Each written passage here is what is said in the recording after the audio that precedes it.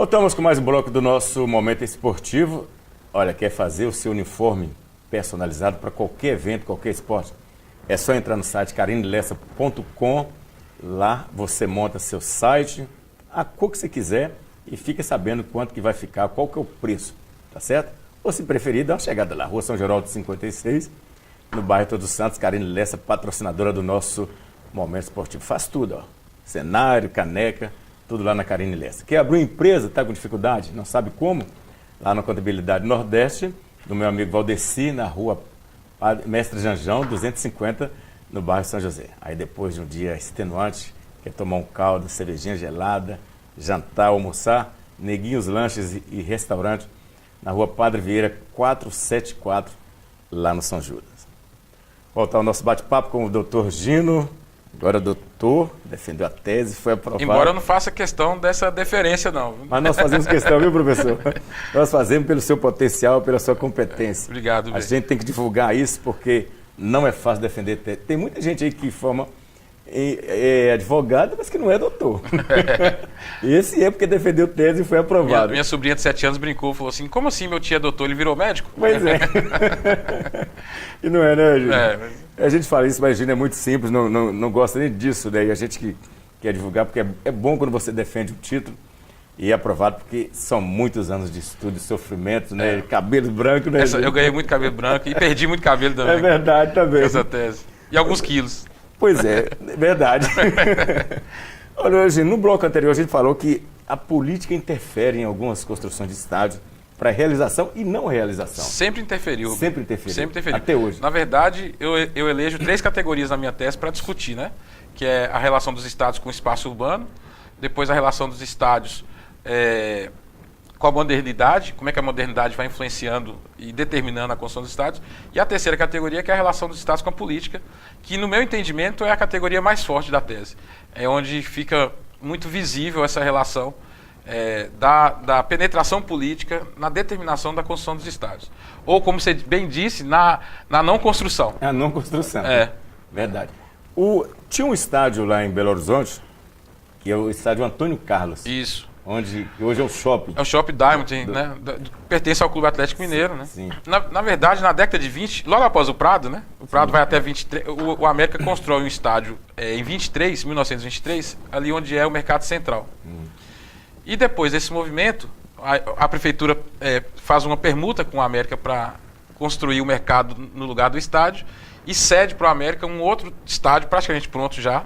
A prefeitura, a relação da política, né? A prefeitura cede o terreno, ajuda na construção, e aí o América inaugura em 28 o seu grande estádio, que é o Alameda, né? Vai passar a se chamar Estádio Otacílio Negrão de Lima, que vai ser um dos principais estádios de Belo Horizonte até a década de 50. E nesse estádio, hoje nesse estádio, por exemplo, é um supermercado em Belo Horizonte, atrás ali do Parque Municipal. E em 29, logo depois, o Atlético inaugura então o estádio Antônio Carlos, que era, à época, o maior de todos, né? Tinha capacidade ali para 12 mil, 15 mil pessoas.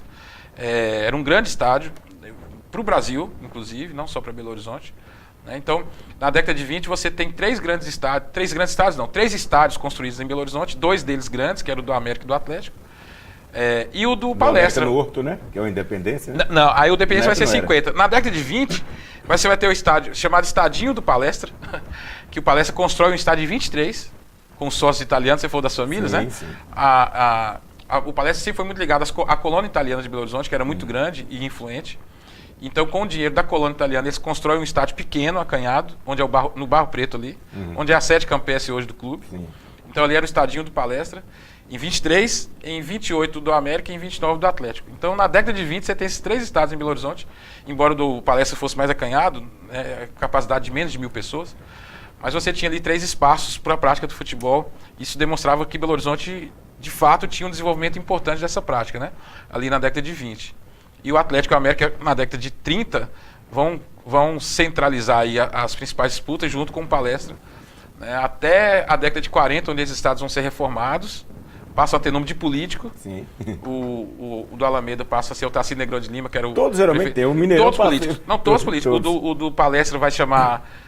depois da reforma, Juscelino Kubitschek, estádio Juscelino Kubitschek, aí sim um estádio grande, ele passa de um estádio acanhado para um estádio de 15 mil pessoas, um estádio grande, isso vai ser em 45, a reforma do Palestra, a reforma do América, que passa a se chamar o Otacílio Negrão de Lima, e o Atlético mantém o Antônio Carlos, os 3 políticos aí, né, com o nome dos estados nessa década de 20, até chegar à independência, que é o grande... que aí sim, ó, pra você ver o tanto que a gente demorou a falar para chegar na independência, né? Pois é. Então a independência só vai ser construída na década de 50, na década de 40, para ser inaugurada em 1950. O grande achado dessa tese, o bem diz respeito à independência. A própria banca, os doutores que foram avaliar o trabalho, ficaram surpresos com a fonte, que a independência não foi construída para a Copa, como todo mundo afirma. Não foi, né? Não foi construído para a Copa de 50. 50. Ele se torna o estádio da Copa de 50, mas ele não é construído com essa pretensão. Né? Então as fontes da tese deixam isso bastante claro, esse movimento. Está ligado ao Clube 7 de Setembro, por isso chama Independência.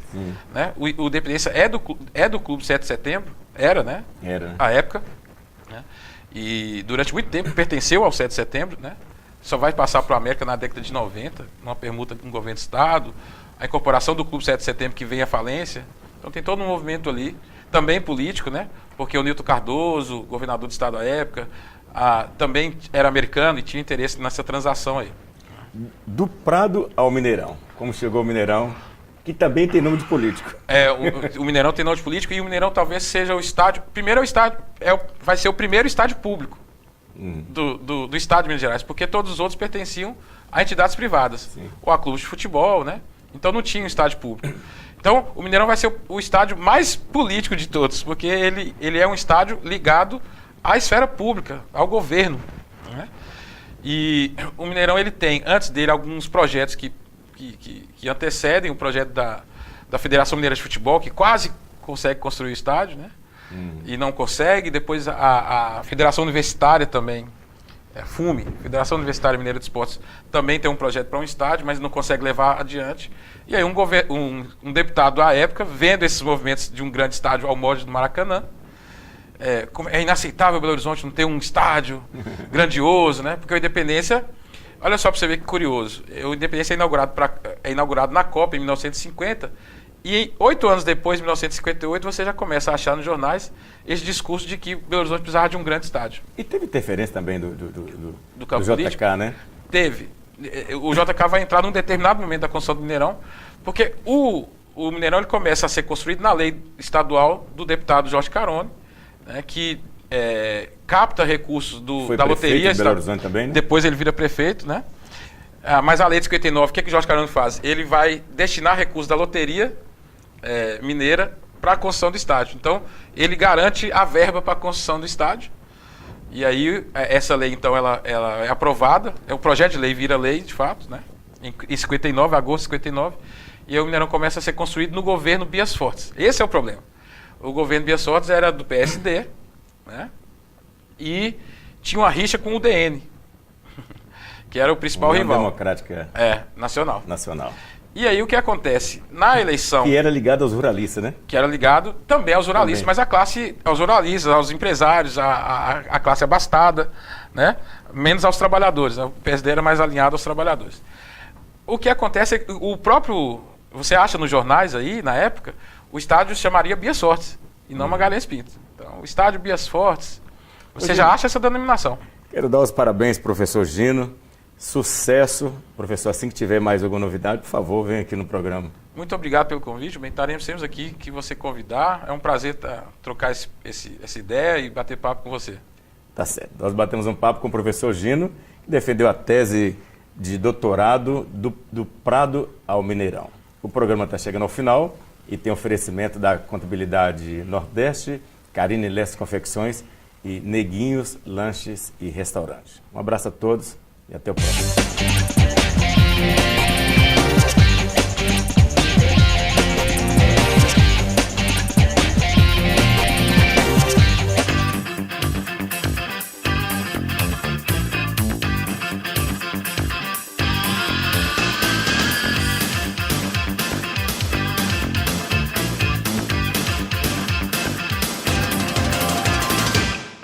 Você assistiu Momento Esportivo. Oferecimento Carine Lessa Confecções. Pensou em uniformes? Lembrou Carine Lessa. Neguinhos Lanches. Qualidade, higiene e bom atendimento. E Contabilidade Nordeste. Tudo o que você precisa.